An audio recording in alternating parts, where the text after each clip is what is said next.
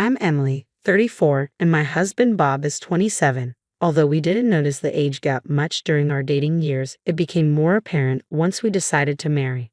When I first met his parents, I was struck by their rural home in the Northeast and their deeply conservative views. They were initially very resistant to our relationship because of our age difference. I remember their disapproval vividly, with comments like, "They say an older wife is a rare find, but 7 years is quite a lot. Can Emily even have children at her age?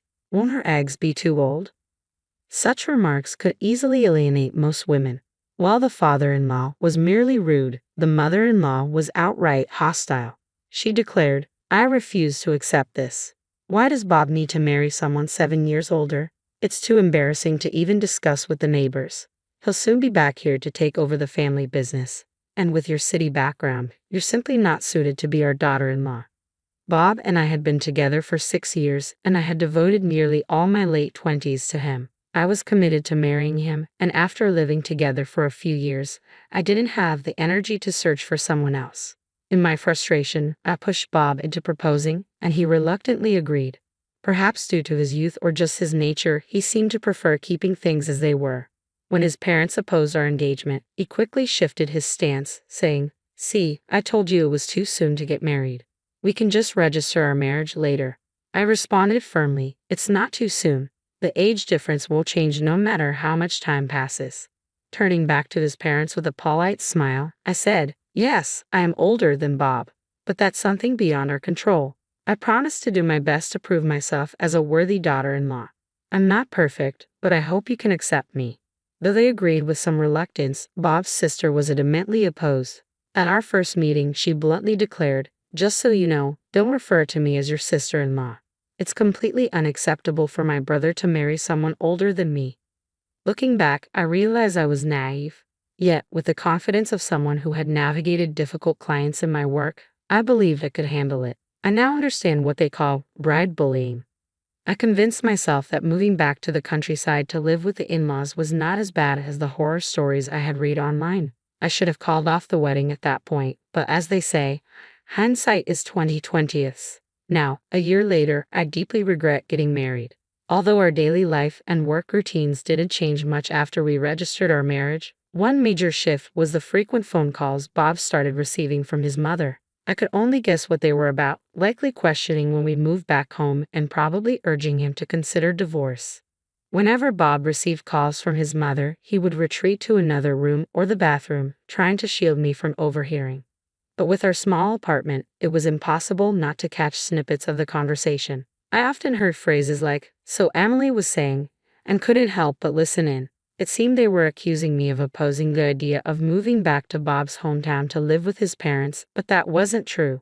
When I asked Bob about moving back, he had expressed reluctance, saying he didn't want to live somewhere without a nearby convenience store and where job opportunities were scarce. It seemed he was using me as a scapegoat for his own unwillingness to return home. It was frustrating to see Bob cast me as the villain to cover up his own hesitations. Just now, I overheard Bob in the next room saying, "So, if I bring up divorce, I'd have to pay alimony, right?" His hesitation about divorce wasn't rooted in any lingering affection for me, but rather in his aversion to paying alimony. Hearing his true feelings was disheartening. It might be time to seriously consider divorce. Although we don't have children, I began contemplating it privately without mentioning it to anyone. Shortly after, I received a call about Bob's sister's upcoming wedding, prompting us to take the express train back to his family's home for the ceremony. Despite Bob being considered the heir, our wedding had been a modest family dinner, while his sister's wedding was set to be a lavish event. I wanted to fulfill my social obligations and avoid any further fault on our part, despite the disparity. The wedding was scheduled for the middle of a 3-day weekend, so Bob and I arrived at his family's home the day before. Bob's sister's fiancé is from a neighboring city, and the wedding was set to take place at a venue there, with plans for the relatives to travel by chartered bus on the day of the event. As the family home became a hub for relatives, they began arriving in droves. The ceremony was set for just after 2:00 p.m. To avoid overcrowding the venue's dressing rooms, the venue staff, hairdressers and dressers came to the house, and even Bob's parents were getting dressed up. Our own wedding had been more of a simple family dinner, so we wore slightly nicer everyday clothes. The contrast in treatment was stark and surprising. I had changed into the dress I had splurged on for the occasion, done my makeup, and was setting my hair when my father-in-law called out, "Hey Emily, could you serve some refreshments to the relatives waiting?" With a smile, I began handing out refreshments, introducing myself with, "Nice to meet you. I'm Bob's wife. Please enjoy the refreshments," and trying to make my presence felt with the poise of a seasoned TV announcer. Despite my mother-in-law's suggestion to stay in Bob's room, I was eager to fulfill my role and make a good impression. I was determined to make a positive impression. Shortly after, the bus arrived to take us to the wedding venue. The relatives boarded with excitement, and as I prepared to join them, my mother-in-law called out, "Wait a minute, Emily. I forgot the pearl necklace. Could you go get it?" "Really, in this formal dress?" I asked. She insisted, "It's in the drawer on top of the dresser in my room. It's a keepsake from my mother. Please hurry and bring it." "Understood. I'll look for it now," I replied. I hurried to my mother-in-law's room and began searching through the cluttered dresser drawer. The necklace wasn't immediately visible, and with everyone else already on the bus, I started to feel anxious. After about 5 minutes, I found a box that looked promising. I opened it quickly and dashed to the entrance, only to see that the bus had already left. The entire family, including Bob, had departed without me. "You've got to be kidding," I exclaimed, rubbing my eyes in disbelief. The bus was nowhere in sight. I panicked, realizing I'd left my cell phone in my bag, which had already been loaded onto the bus. I knew the venue's name but didn't have the phone number. Without my phone, I couldn't reach Bob, and without my wallet, I couldn't even get a taxi. What was I going to do? For a moment, I felt a wave of despair, but then I thought, do we even need to go to the wedding? My enthusiasm for the event had completely evaporated. It wasn't just my first time meeting the relatives. Surely, my in-laws and Bob must have noticed I wasn't on the bus. Their departure without me seemed unnecessarily cruel. The idea of divorce crossed my mind, but simply ending the marriage seemed too easy. I wanted revenge. After some contemplation, I devised a plan. I stepped outside with a calm demeanor and a smile, preparing to execute my scheme. When the relatives, in-laws, and Bob returned from the wedding around 5 p.m., they were visibly drunk. By then, I had gathered all my belongings except for the bag that had gone with them. I found a taxi company's number in a phone book next to the in-laws' home phone and called, requesting a taxi to pick me up in 30 minutes. Everything was set. I greeted them at the bus with an innocent expression. Bob's face showed guilt when he saw me, but he didn't say a word. My in-laws ignored me, preoccupied with sending off the relatives. The relatives glanced my way but left in their cars. I wished Bob would at least offer an apology, but that's just how he was. With a forced smile, I said to Bob, "Welcome back." He looked visibly relieved and began making excuses. "I didn't realize you weren't on the bus." I felt bad, but the ceremony was starting, so I couldn't come back for you. I ignored his excuses and started searching through the luggage for my bag, silently conveying my disbelief. I turned to him and said, "Divorce? Is this some kind of joke? Because it certainly feels like one." When Bob realized what I had said, he began to panic. "Who knows? I'm surprised you think such a petty lie would work. So what if you weren't noticed? Are you saying you forgot I existed until you saw me?"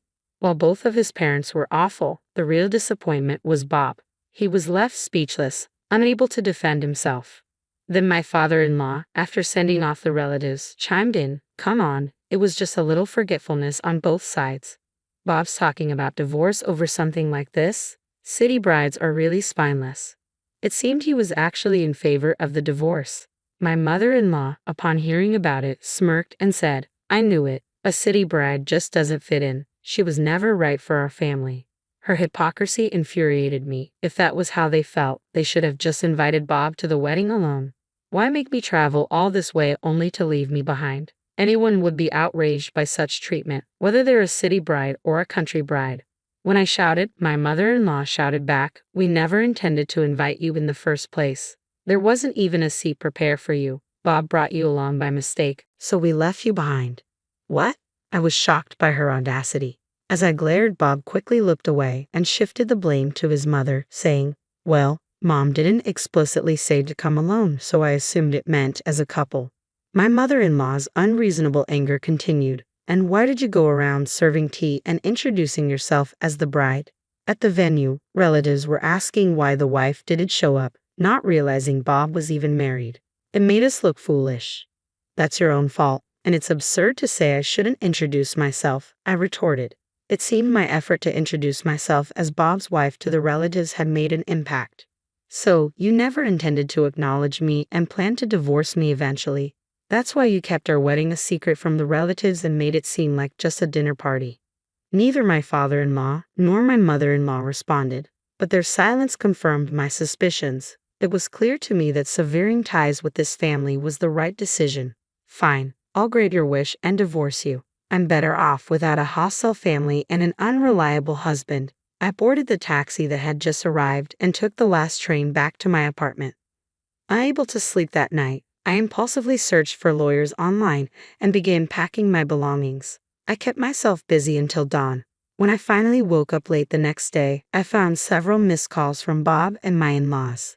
It seemed my revenge had made its mark. After being left behind, I came up with a plan for revenge, but I wanted to keep it within the bounds of safety and legality. I didn't want to just divorce and suffer in silence without making a statement. I recalled how concerned my mother-in-law was about the neighbors' opinions. There was a surplus of refreshments and snacks she had bought for the relatives, so I decided to use them. I bagged up the leftover treats and set out around the neighborhood, greeting everyone with a smile. "Hello, I'm Bob's wife," I announced, and proceeded to share everything about how I had been treated and left behind on the wedding day. That evening, my mother-in-law and I had a loud argument outside. Naturally, the entire neighborhood heard, a perfect form of revenge for a family so worried about their public image. Afterward, Bob and I divorced without any major complications. The stories I shared were framed as casual conversations, so I wasn't sued for defamation. With the help of a lawyer, I was able to claim compensation for the abandonment and secure a satisfactory settlement. As for my sister-in-law, her marriage quickly unraveled. She had concealed her difficult personality to get married, but people rarely change. Her true nature emerged, and the marriage soared rapidly. Within 6 months, she had divorced and moved back to her parents' home. By then, the incident of my abandonment had become a notorious rumor. Eventually, the in-laws gained a reputation as a vile family that mistreated their daughter-in-law, leading to a much more subdued existence. Bob's prospects of finding a new bride in his hometown seemed bleak. I learned all this from a neighbor I had befriended and exchanged phone numbers with. It felt like perfect justice. For me, the divorce felt like a new beginning. I regretted not recognizing the true nature of Bob and his family sooner, but now I had a clear perspective. Perhaps I should have withdrawn immediately when faced with their initial opposition, but I was young and naive. I don't want to disregard the happy moments we shared, so I see the past year as a valuable lesson for my future. I'm relieved to have resolved the situation and moved on.